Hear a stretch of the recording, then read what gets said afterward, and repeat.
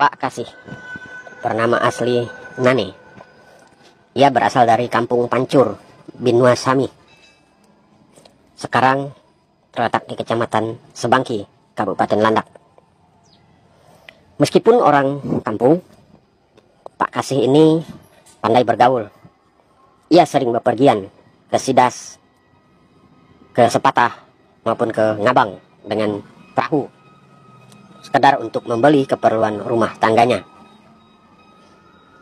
Di kampungnya, Pak Kasih dikenal sebagai orang yang baik, suka menolong. Dia juga seorang yang sangat ramah dengan orang lain dan terkenal sangat berani.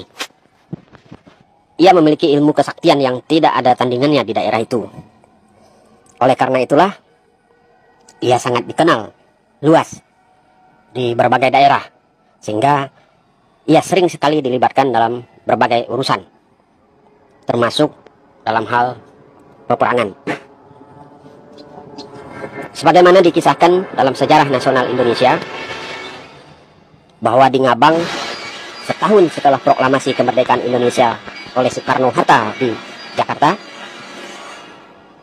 Bardan Nadi, seorang pemuda di Ngabang, membentuk sebuah organisasi perjuangan yang bernama Laskar Gerakan Rakyat Merdeka, atau dikenal sebagai Laskar Geram. Hal ini dikatakan karena Belanda pada saat itu, setelah Perang Dunia Kedua, berupaya membonceng dengan tentara sekutu atau Nika dan berniat untuk menduduki kembali seluruh wilayah di Kalimantan Barat. Di Ngabang, puluhan orang Laskar Gerakan Rakyat Merdeka ini beberapa kali menyerang markas Belanda. Kadang gagal, kadang juga berhasil membunuh tentara Belanda. Markas Belanda di Ngabang pada saat itu terletak di tepian Sungai Landak, atau di rumah dinas Bupati Landak sekarang ini. Serangan besar dilakukan oleh Bardan Nadi dan kawan-kawannya pada tanggal 10 Oktober tahun 1946 dan menewaskan beberapa orang tentara Belanda. Karena kejadian itu, markas Belanda di Pontianak kemudian mengirim tentara Belanda sejumlah 4 truk ke Ngabang yang dipimpin oleh Kapten Martin di Sapio. Pengiriman pasukan Belanda ini diketahui Laskar Gerakan Rakyat Merdeka. Nah, ketika tentara Belanda itu tiba di Sebadu, segera saja Bardan Nadi dan kawan-kawannya menghubungi Pak Kasih di Kampung Pancur serta Panglima Sidong di Rabak, daerah Senekin sekarang ini. Ketiga tokoh ini kemudian mengadakan rapat di Baseko, yakni di rumah Pak Amit, seorang mantri telepon. Setelah rapat itu, Panglima Sidong segera memerintahkan pasukannya untuk menebang pohon-pohon besar di sepanjang jalan Sebadu hingga ke Sidas, dengan harapan mobil truk yang membawa pasukan Belanda ini tidak dapat melewati daerah itu, sehingga mereka tidak sampai ke Ngabang.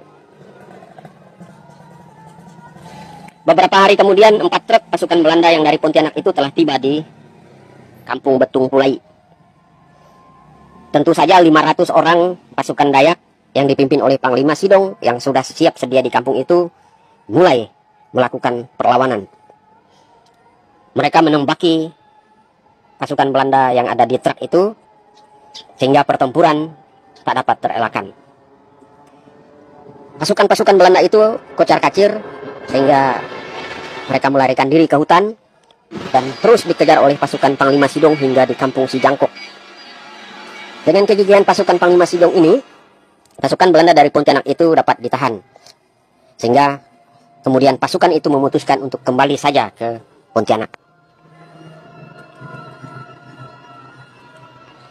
Setelah pasukan Belanda kembali ke Pontianak, Panglima Sidong memerintahkan Panglima Indat, seorang pemimpin Gerakan Rakyat Merdeka di Kubu 1, wilayah Sangah Temila dan Sami, segera mengumpulkan lagi pasukannya di Kampung Sepatah. Ternyata di Sepatah, Bardan Nadi sudah menunggu. Ketiga orang tokoh ini kemudian membahas lagi strategi perang. Termasuk bagaimana kalau kemudian Panglima Indat segera membuat dan mengedarkan mangkok jaranang atau mangkok merah untuk meminta bantuan ke berbagai kampung-kampung Dayak yang ada di seluruh daerah. Panglima Indat kemudian segera mengedarkan mangkok merah ini setelah melakukan upacara di tempat-tempat keramat. Ratusan orang Dayak dari berbagai kampung sudah berkumpul semua di Sidas. Baik itu orang-orang dari Menyuke, orang-orang dari Mempawah Hulu, orang-orang dari Sangah Tumila tentunya. Mereka siap menyatakan untuk berperang dengan tentara Belanda yang ketika itu terpusat di kota Ngabang. Panglima Sidong kemudian mengundang lagi Panglima Indat dan Badan Nadi termasuk Pak Kasih untuk berkumpul di rumah Temenggung Amin Amer di Kampung Betung Pulai. Mereka melakukan pertemuan untuk membahas rencana peperangan, termasuk bagaimana kemudian membuat tentara Belanda tidak mampu melewati daerah di Sangah Tumila dan sekitarnya. Namun pertemuan itu dibubarkan karena mereka mengetahui ada seorang mata-mata Belanda hadir dalam pertemuan itu. Pertemuan lanjutan kemudian dilangsungkan di Kampung Sidas, yakni di rumah Utih Daris. Mereka terus membahas rencana pengepungan Belanda yang ada di kota Ngabang. Pertemuan ini membahas rencana pembunuhan mata-mata Belanda yang bernama Ya Umar itu. Namun diketahui kemudian mata-mata itu telah menghilangkan diri. Pada pukul 3 sore 27 Oktober tahun 1946, tentara Belanda tiba dari Ngabang yang kemudian secara bertubi-tubi tiba di Sidas dan melihat banyak sekali pasukan Dayak.